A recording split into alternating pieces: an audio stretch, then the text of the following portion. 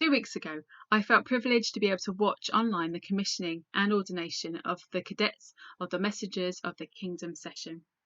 This year it was unique in that it was held at William Booth College, without the big congregation made up of family and friends, without many of the things that we associate with this day. But God was present all the same, and it was a very beautiful and blessed occasion. Within this, the candidates unit gave a presentation, and I know it struck a chord with many, and if I'm honest, it hasn't gone away. I know that it's been spoken about in many different places, but I felt that it was right to explore it today. They used the soldier's covenant, something that every soldier of the Salvation Army signs and promises to keep. The first half of the covenant sets out what we believe, our doctrines. The second half sets out what we're going to do, how we're going to live because of what we believe. 3 words separate the first half and the second half of the covenant. The 3 words are, therefore I will. And it's using those 3 words which those who were watching were challenged as to what therefore I will God was stirring in our hearts. I believe that we are all created for a purpose, and that we can only find that purpose in God. Colossians 1:16 says, for everything, absolutely everything, above and below, visible and invisible, everything got started in him and finds its purpose in him. God has a purpose for each of us right now and up to the very end of our lives. I also believe that this calling can often change throughout our lives as we experience different things, as we're shaped and moulded by God as disciples of Jesus. It's often easy to think when we hear a challenge like this that it's for someone else.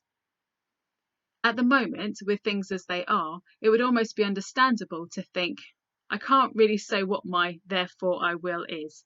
I'll wait until everything gets back to normal.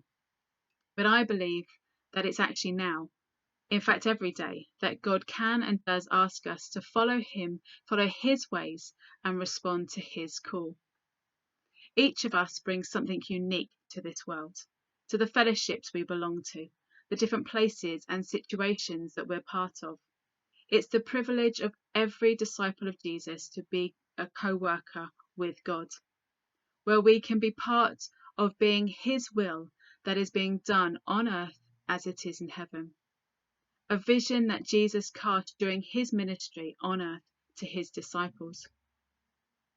So, therefore I will is a response. It's not a must or a should. I read a quote this week that said, the word therefore, you'll find it all over the Bible.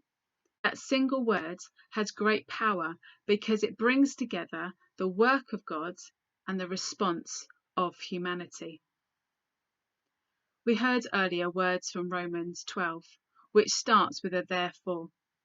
In the chapter leading to this, Paul speaks about the foundations of Christian faith and God's sovereignty. And in chapter 12, he sets out how we should strive to live a holy lifestyle, one set apart for God. Paul pleads that we shouldn't let the world around us squeeze us into a mould, dictate what we think and how we act, but that we should, by giving ourselves to God and because of his love and mercy towards us, live our lives out with him and for him. Bishop Tom Wright says, a Christian's self-offering is actually all about coming alive with a new life that bursts out in unexpected ways. We come alive in Christ when we respond to his calling on our lives, when we say yes to the therefore I will that he is stirring in our hearts today.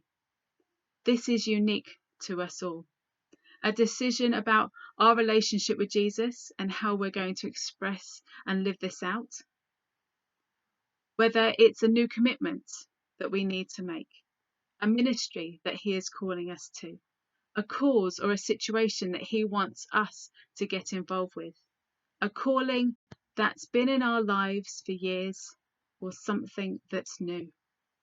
Whatever it is, wherever your therefore I will is, do it now.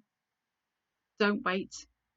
Respond now to His calling so that you can come alive with new life. Amen.